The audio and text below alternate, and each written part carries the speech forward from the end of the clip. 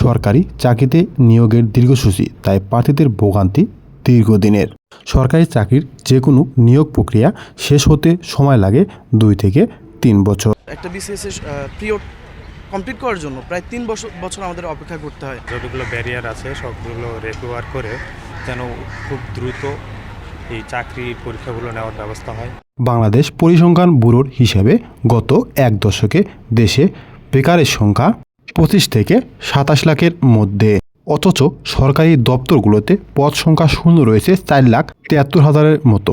এসব শূন্য পদে নিয়োগের ক্ষেত্রে নেই কার্যকর কোনো উদ্যোগ।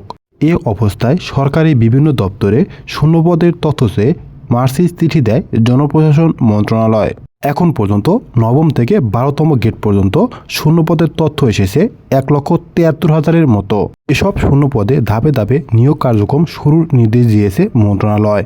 চিঠি দিয়েছি, টাইমলাইন দিয়েছি, এর মধ্যে আমরা পুরো শূন্যপদের অ্যাকচুয়াল ফিগারটা পেয়ে যাব। অ্যাকচুয়াল ফিগারটা পাওয়ার পরে জনগণের যে চাহিদা সেই হিসেবে সরকার একটা বড় অংশ নিয়োগে যাচ্ছে এবং অলরেডি পিএসসি ছাড়া বিভিন্ন প্রতিষ্ঠান নিয়োগ চালু রেখেছে।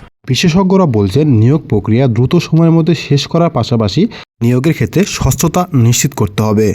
সার্কুলার হতে থাকে এবং যারা অ্যাপ্লিক্যান্ট তারা আবেদন করতে থাকে, যেই ক্ষেত্রে যেই সেকশনে বা যেই সেক্টরে নিয়োগ দেওয়া হবে সেটা খুব সবাই মিলে সেখানে নজরদারি করে সুচারুরূপে সেই কাজটা সম্পন্ন করে।